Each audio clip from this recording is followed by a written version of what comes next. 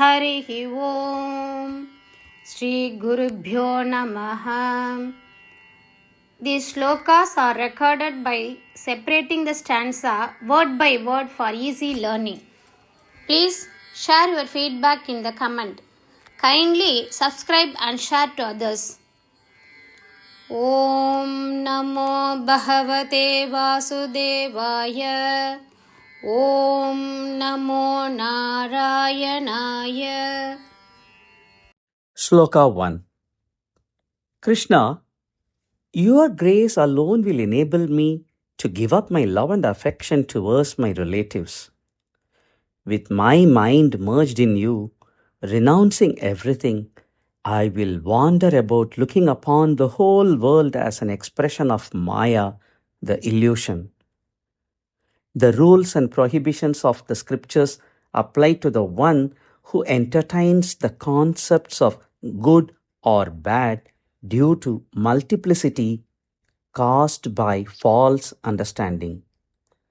How can both of these apply to a person whose mind is absorbed in you and who has excelled the consciousness of differences? 1. Krishna, உனது அருள் மட்டுமே என் உறவினர்கள் மீதான என் அன்பையும் பாசத்தையும் கைவிட எனக்கு உதவும். என் மனம் உன்னில் லயித்து எல்லாவற்றையும் துறந்து உலகம் முழுவதையும் மாயையின் வெளிப்பாடாக பார்த்து நான் அலைவேன். தவறான புரிதலால் ஏற்படும் பன்முகத்தன்மை காரணமாக நல்லது அல்லது கெட்டது என்ற கருத்துக்களை மகிழ்விப்பவருக்கு வேதங்களின் விதிகளும் தடைகளும் பொருந்தும். உன்னில் மூழ்கி இருக்கும் மனம் கொண்ட ஒருவருக்கும் வேறுபாடுகளின் உணர்வில் சிறந்து விளங்கியவருக்கும் ഇവ இரண்டும் എவ்வாறு പൊരുந்துം?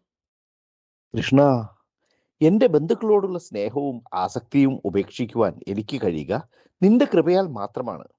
എന്റെ മനസ്സിനെ പൂർണ്ണമായി നിന്നിൽ ലയിപ്പിച്ച് എല്ലാം ത്യജിച്ചുകൊണ്ട് ഈ സമസ്ത ലോകത്തെയും മായയായ ഭ്രമത്തിന്റെ പ്രകടനമായി കണ്ടുകൊണ്ട് ഞാൻ സഞ്ചരിക്കും.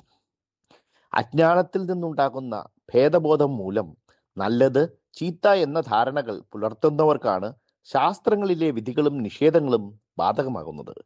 എന്നാൽ മനസ്സ് നിന്നിൽ പൂർണ്ണമായി ലീനമായും ഭേദബോധത്തെ അതിക്രമിച്ച ബോധാവസ്ഥയിലെത്തിയവനുമായ ഒരാളോട് ഈ രണ്ടും എങ്ങനെ ബാധകമാവും? Sriman Narayaniyam, Dashakam 93, Shloka 1. Bandhu sneham vijahyam tavahi karunaya.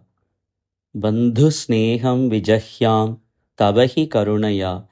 Bandhu sneham vijahyam tavahi karunaya. Tvai upaveshita atma. Tvai upaveshitatma. Tvai upaveshitatma. त्वय्युपावेशितात्मा. बन्धुस्नेहं विजह्यां तव हि करुणया त्वय्युपावेशितात्मा. बन्धुस्नेहं विजह्यां तव हि करुणया त्वय्युपावेशितात्मा. बन्धुस्नेहं विजह्यां तव हि करुणया त्वय्युपावेशितात्मा. सर्वं त्यक्त्वा चरेयं सकलम् अपि जगत् वीक्ष्य. सर्वं त्यक्त्वा चरेयं सकलमपि जगद्वीक्ष्य. सर्वं त्यक्त्वा चरेयं सकलमपि जगद्वीक्ष्य. सर्वं त्यक्त्वा चरेयं सकलमपि जगद्वीक्ष्य. मायाविलासं मायाविलासं मायाविलासं. सर्वं त्यक्त्वा चरेयं सकलमपि जगद्वीक्ष्य मायाविलासं. सर्वं त्यक्त्वा चरेयं सकलमपि जगद्वीक्ष्य मायाविलासं. सर्वं त्यक्त्वा चरेयं सकलमपि जगद्वीक्ष्य मायाविलासं. बन्धुस्नेहं विजह्यां तव हि करुणया त्वय्युपावेशितात्मा. सर्वं त्यक्त्वा चरेयं सकलमपि जगद्वीक्ष्य मायाविलासं. बन्धुस्नेहं विजह्यां तव हि करुणया त्वय्युपावेशितात्मा. सर्वं त्यक्त्वा चरेयं सकलमपि जगद्वीक्ष्य मायाविलासं.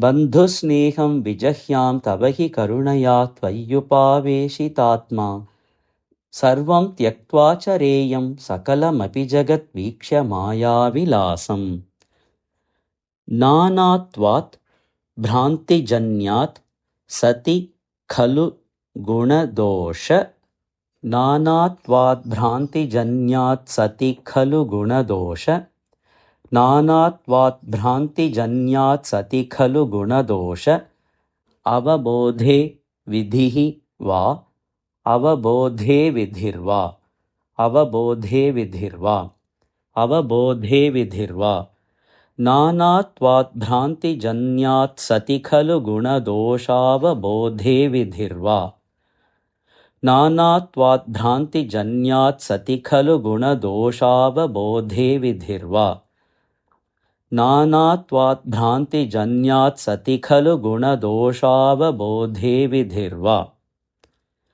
व्यासेधः वा कथं तौ त्वयि निहितमतेः व्यासेधो वा कथं तौ त्वयि निहितमतेः व्यासेधो वा कथं तौ त्वयि निहितमतेः व्यासेधो वा कथं तौ त्वयि निहितमतेः वीतवैषम्यबुद्धेः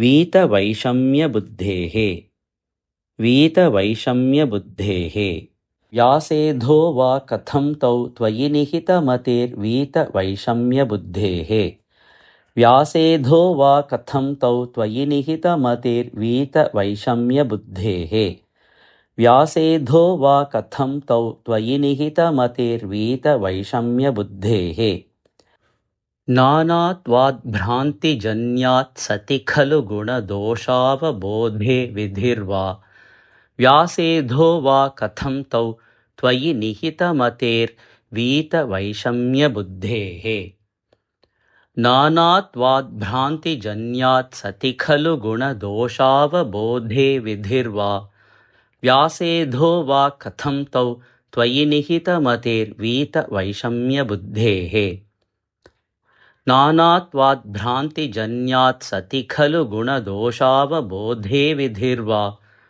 व्यासेधो वा कथं तौ त्वयि निहितमतेर्वीतवैषम्यबुद्धेः बन्धुस्नेहं विजह्यां तव हि करुणया त्वय्युपावेशितात्मा सर्वं त्यक्त्वा चरेयं सकलमपि जगद्वीक्ष्य मायाविलासम् नानात्वात् भ्रान्तिजन्यात् सति खलु गुणदोषावबोधे विधिर्वा व्यासेधो वा कथं तौ त्वयि निहितमतेर्वीतवैषम्यबुद्धेः बन्धुस्नेहं विजह्यां तव हि करुणया त्वय्युपावेशितात्मा सर्वं त्यक्त्वा चरेयं सकलमपि जगद्वीक्ष्य मायाविलासम् नानात्वात् भ्रान्तिजन्यात् सति खलु गुणदोषावबोधे विधिर्वा व्यासेधो वा कथं तौ त्वयि निहितमतेर्वीतवैषम्यबुद्धेः